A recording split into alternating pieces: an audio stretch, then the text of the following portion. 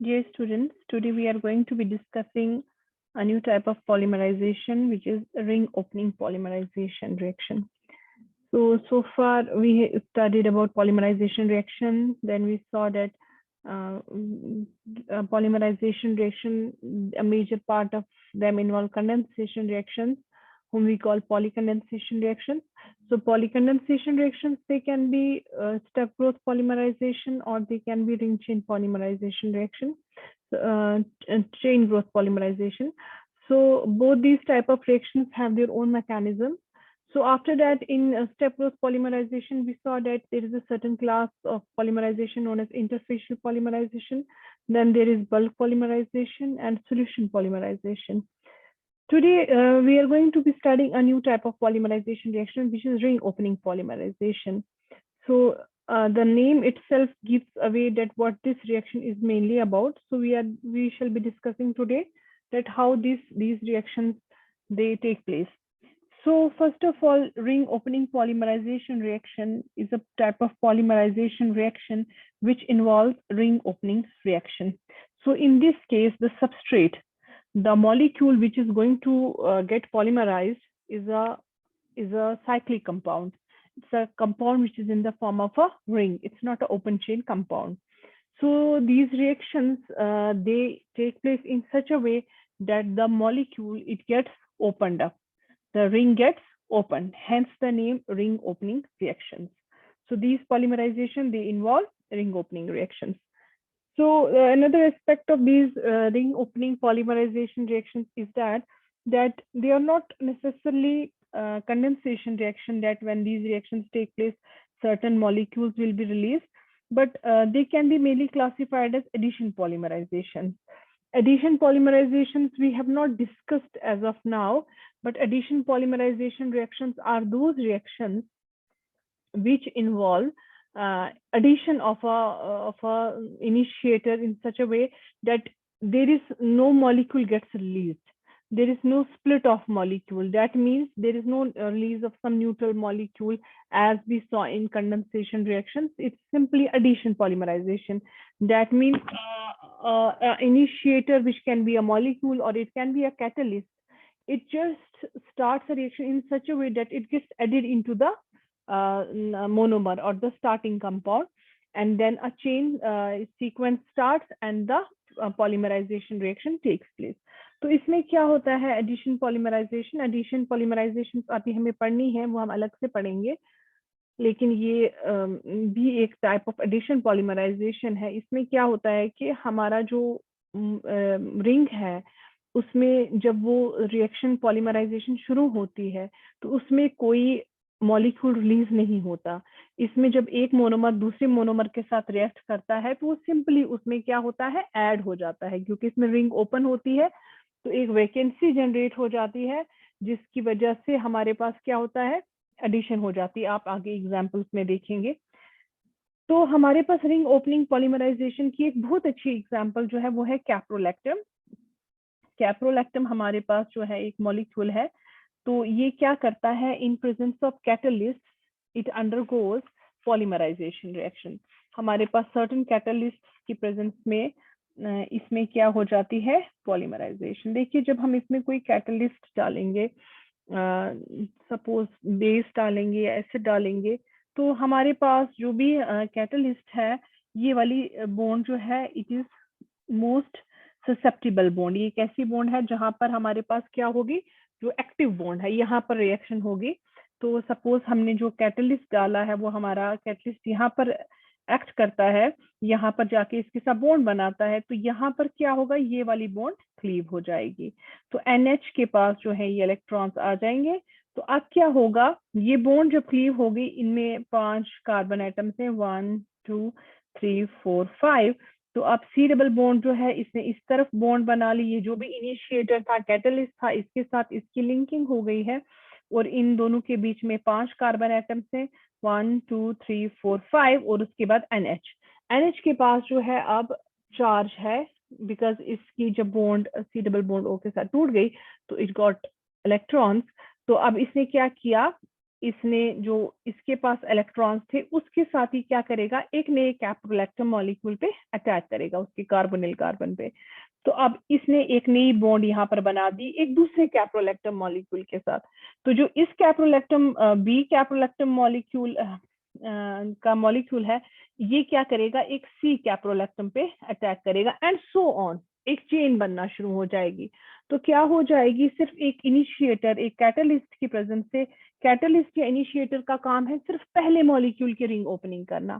जब पहले मॉलिक्यूल की रिंग ओपन हो जाएगी तो उससे एक सीक्वेंस स्टार्ट हो जाएगा, जिससे क्या होगा, हमारी रिंग ओपनिंग शुरू हो जाएगी। देखिए इसने सिर्फ ए की रिंग ओपन की, उसके बाद ए ने जो है बी की रिंग ओपन की, बी ने सी की, सी ने डी की एंड सो ऑन।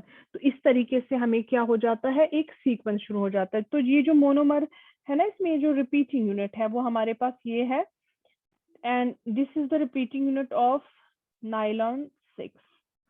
नायलॉन 6 जो है हमारे पास, नायलॉन जो है उसमें हमारा मोनोमर जो है वो एक कैप्रोलैक्टम मॉलिक्यूल ही है, जिसकी क्या होती है, फिर रिपीटेड एडिशन होती जाती है and we get a big polymer which we call nylon 6। ठीक है, this is a very good example of ring opening polymerization. तो जो रिंग ओपनिंग पॉलीमराइजेशन रिएक्शंस है ना, they are initiated by ionic initiators और मॉलिक्यूलर स्पीशीज। इसका मतलब ये है कि जो ये रिंग ओपनिंग है, ये एक एसिड भी कर सकता है, ये एक बेस भी कर सकता है, ये कोई ऑर्गेनो कैटलिस्ट भी कर सकता है, या ये कोई न्यूट्रल मॉलिक्यूल भी कर सकता है, जैसे कि वाटर है, जैसे कि any molecule which is capable of initiating the उस पर्टिकुलर मॉलिक्यूल के मोनोमर के साथ रिएक्ट कर सकता है। तो अगर मैं जनरल टर्म्स में बताऊं तो ये रिएक्शन कुछ ऐसी दिखती है। कैसे दिखती है कि इसमें क्या होता है, हमारे पास ये सपोज जी जो है, ये मैंने दिखाया है फंक्शनल ग्रुप, इसके पास यहाँ पर एक रिंग है। ठीक है, ये जो है ना, ये इसकी पूरी एक रिंग है। अब ये जो रिंग है यहाँ पर, इसमें एक्स अटैक करता है। जब एक्स अटैक करता है तो ये क्या करता है, इसके इस टर्मिनल के साथ रिएक्शन करता है और ये ओपन हो जाता है। अब इस टर्मिनल पे ये जो रिंग थी ये ओपन हो जाती है इस जगह पर, और एक्स इस टर्मिनल पे आ गया and G is on the other terminal. अब जब ये रिंग ओपन हो गई, एक्स ने जो है इस साइड से कोई लिंकेज या बॉन्ड बना ली, और जी जो है अब जी एक्टिवेट हो गया। ठीक है, जिसकी एक एग्जांपल आपने अभी कैप्रोलैक्टम में भी देखी। अब ये जो जी है ना, it will engage with another new molecule of the same monomer। इसी मोनोमर का एक नए मॉलिक्यूल के साथ इंगेज करेगा, और फिर वो भी सेम स्टोरी बन जाएगी कि उसमें भी नेक्स्ट जी जो है फंक्शनल साइट वो एक्टिवेट हो जाएगी and it will engage another molecule of monomer and so on. इस तरीके से जो हमारी रिएक्शन है वो स्टार्ट हो जाती है। तो इसमें मेन चीज हमारे पास क्या है, मेन चीज इसमें हमारे पास ये है कि हमारे पास सर्टेन इनिशिएटर्स होते हैं which start the reaction, otherwise this reaction will not take place on its own। There are certain conditions, there are certain changes which lead to the starting of this reaction, and once this reaction is started, then that initiator is no or catalyst is not required anymore, it is just required to start the reaction। once the reaction starts, then this reaction proceeds on its own। फिर ये reaction जो है अपने आप चलती जाती है, and what happens that until the polymer जो है वो अपनी required chain size attain कर लेता है, तब तक ये reaction चलती ही रहती है। ठीक है, तो इस रिएक्शन को हम क्या बोलते हैं, रिंग चेन पॉलीमराइजेशन। एक और बहुत अच्छी एग्जांपल है हमारे पास, ये साइक्लिक एस्टर्स है। देखिए ये एग्जांपल, जो ये रिएक्शन है ना, ये बहुत सारे कंपाउंड्स में होती है। साइक्लिक ईथर्स में होती है, साइक्लिक ईथर्स हो गए मतलब कुछ ऐसे कंपाउंड है ना, जैसे CH2 इनमें भी होती है। हर एक उस साइक्लिक कंपाउंड में ये रिएक्शन होगी जिसको टेंडेंसी है to open, there is some sort of stress, there is some sort of functional group which is highly active, तो उसकी वजह से क्या होता है, ये रिएक्शन हो जाती है। या फिर साइक्लिक एस्टर्स, जैसे इस केस में हमारे पास साइक्लिक एस्टर्स हैं जिनको हम लैक्टोन्स भी बोलते हैं, या अमाइड्स, साइक्लिक अमाइड्स में भी होती है जिनको हम लैक्टम्स बोलते हैं। इन सारे कंपाउंड्स में जो है हमारे पास रिंग ओपनिंग रिएक्शंस होती हैं। तो किस किस में होती हैं, साइक्लिक ईथर्स में, लैक्टम्स में, लैक्टोन्स में। लैक्टम्स क्या हो गए, साइक्लिक अमाइड्स, और लैक्टोन्स क्या हो गए, साइक्लिक एस्टर्स। तो हमारे पास ये रिएक्शन जो है ये इन सब मॉलिक्यूल्स में होती है जिसमें एक ससेप्टेबल, एक वल्नरेबल फंक्शनल ग्रुप होता है। तो देखिए ये भी एक बहुत अच्छी एग्जांपल है। इसमें मैंने CH2 जो है X लिखा है।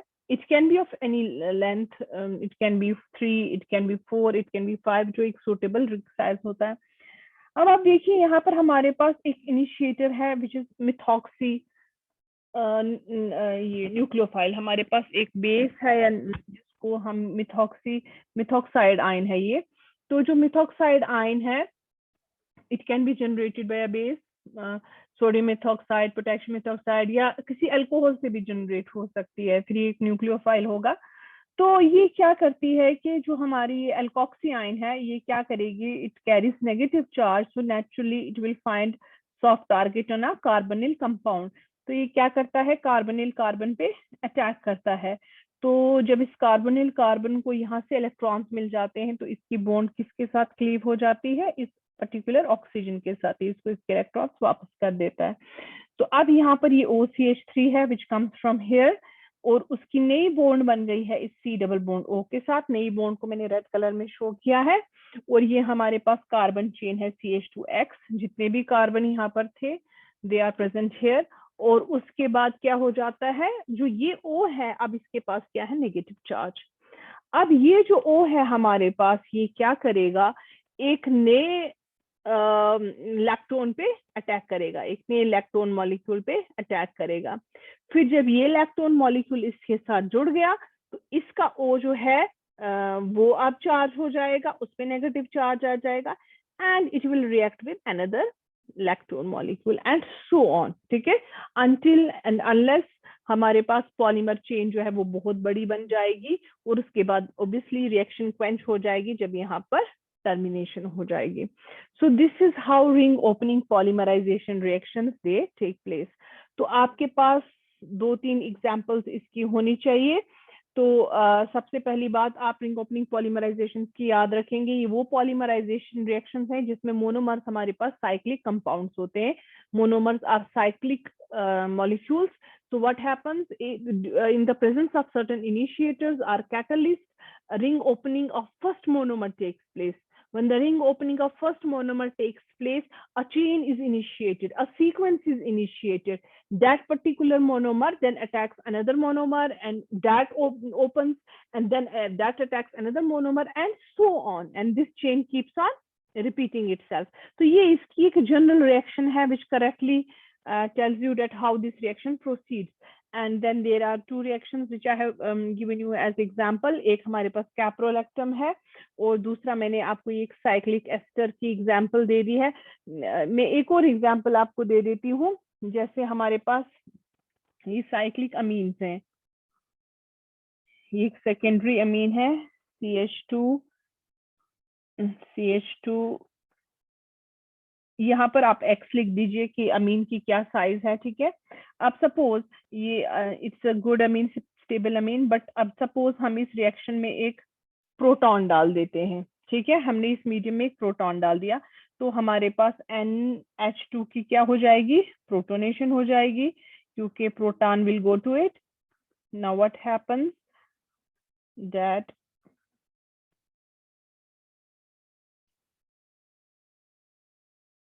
यहाँ पर ना थोड़ा पार्शियल पॉजिटिव चार्ज, जब यहाँ पे पॉजिटिव चार्ज आ गया उसकी वजह से यहाँ पर भी क्या होता है, पॉजिटिव चार्ज डेवलप हो जाता है। इंडक्टिव इफेक्ट के बारे में पढ़ा आपने। अब क्या हो जाएगा, यहाँ पर एक और मोनोमर आएगा, इसके पास तो लेकिन इलेक्ट्रॉन्स हैं। ठीक है, it's a base secondary amine full of electrons. What it will do, it will offer its electron, and it will go something like this. It will go away, it will break off from this, and what do we get, we get NH2 CH2 X, sorry, NH2, हाँ CH2, यहाँ पर X नहीं है, सीधा CH2 है क्योंकि उसकी bond वहां से टूट गई है। CH2X, और अभी किसके साथ जुड़ा है, NH CH2 CH2 X। अब देखिए इस NH ने इसको अपने इलेक्ट्रॉन्स दे तो दिए, बट अब इस पे भी पार्शियल पॉजिटिव आ गया क्योंकि इसके it is bonded to 4 atoms, which is not the stable valency for a nitrogen. So then another monomer will come along. So देखिए एक सिंपल इस कैटलिस्ट ने क्या किया, इट स्टार्टेड अ सीक्वेंस, इसने एक सीक्वेंस स्टार्ट किया इस वाले प्रोटॉन ने, and then all the molecules they keep on following the pattern, and in this way we get a big polymer chain. So ring opening polymerization reactions, they are hugely important polymerization reactions. Synthetically they are very important, जैसे मैंने आपको बताया nylon 6, वैसे ही multiple compounds जो है हमारे पास polyesters and polyamides जो है they are synthesized using ring opening reactions. अब आहिस्ता आहिस्ता जब आप 4th यूनिट पढ़ेंगे ना तो उसमें आप फैमिलियर हो जाएंगे कि आपके पास कितने सारे ऐसे कंपाउंड्स हैं जिनके कॉमन नेम जो है आपने सुने हैं लेकिन उनके केमिकल नेम आपने नहीं सुने, लेकिन वो all are these polyesters polyamide. Polyester तो आपने सुना है, हम बोल बार बोलते हैं ये क्या कपड़ा, बोलते हैं ये पॉलीएस्टर है तो या नाइलॉन है, तो वो हमारे पास क्या है, these all are polymers which can be synthesised using any of the methods which we have discussed till now, और खासकर आज जो हमने डिस्कस किया रिंग ओपनिंग पॉलीमराइजेशन रिएक्शन। ठीक है।